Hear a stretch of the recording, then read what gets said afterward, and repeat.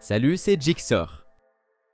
Chrome Remote Desktop est un outil pratique et gratuit développé par Google qui te permet d'accéder à ton ordinateur et de le contrôler depuis n'importe où. Ça signifie que tu peux travailler sur tes fichiers importants, lancer des applications et même utiliser ton tableau de bord depuis un autre appareil.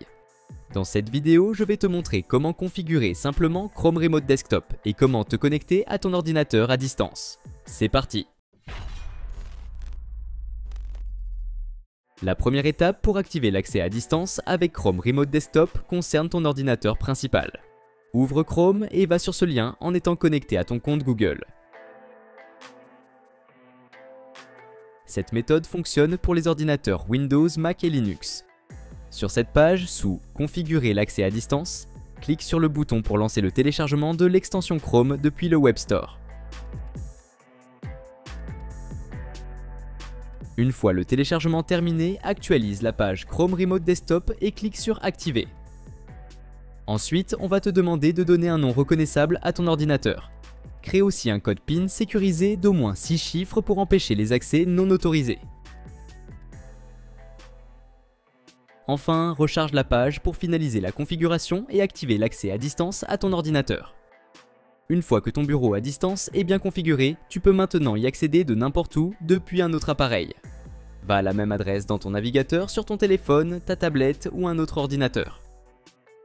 Chrome Remote Desktop proposait une appli mobile auparavant, mais elle n'est plus recommandée car elle est obsolète. L'appli web est plus fluide. Assure-toi juste d'être connecté avec le même compte Google que celui utilisé pendant la configuration pour que tout reste synchronisé.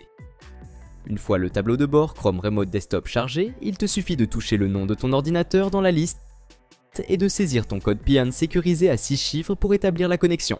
Pour plus de praticité, tu peux choisir l'option pour mémoriser ton code PIN afin de ne pas avoir à le saisir à chaque fois.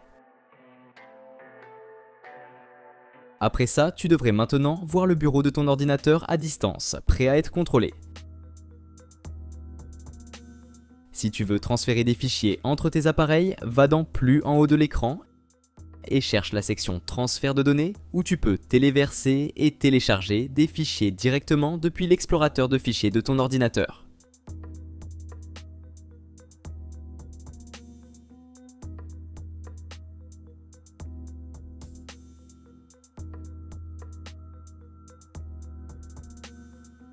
Pour y accéder encore plus rapidement à l'avenir, tu peux ajouter l'application web Chrome Remote Desktop à ton écran d'accueil.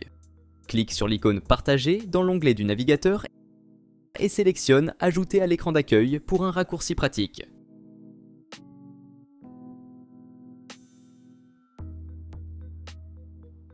D'un autre côté, tu peux aussi permettre à quelqu'un d'autre d'accéder temporairement à ton ordinateur à distance. Sache qu'il aura un contrôle total sur tes applis, tes fichiers et tes activités en ligne. Pour partager l'accès, va sur le tableau de bord de l'application web Chrome Remote Desktop et trouve l'onglet Assistance à distance. Sous la carte Partager cet écran, clique sur le bouton Générer un code pour créer une clé d'accès unique. Copie et partage ce code avec la personne à qui tu veux donner l'accès. Chaque code est valide seulement 5 minutes pour des raisons de sécurité. Maintenant, voici ce que l'autre personne doit faire. Sur son appareil, elle doit ouvrir un navigateur et aller à une autre adresse Chrome Remote Desktop, remotedesktop.google.com support. Là, elle doit simplement entrer le code d'accès que tu as généré plus tôt. Sur ton ordinateur, une fenêtre de confirmation va apparaître pour te demander si tu veux partager ton écran. Clique sur Partager pour lui accorder l'accès. Une fois confirmé, l'autre personne pourra voir ton écran et le contrôler à distance comme tu l'as fait avec ton propre ordinateur. Cependant, contrairement à toi, elle ne pourra ni téléverser ni télécharger des fichiers. Pour mettre fin à la session à distance à tout moment, va dans le menu Plus d'options et clique sur Déconnecter. Et voilà, c'est tout pour aujourd'hui. Si cette vidéo t'a été utile, n'hésite pas à laisser un pouce bleu et à t'abonner à la chaîne. Si tu as des questions concernant cette vidéo ou si tu veux que je fasse un tutoriel sur un autre sujet, écris-le moi en commentaire. À la prochaine.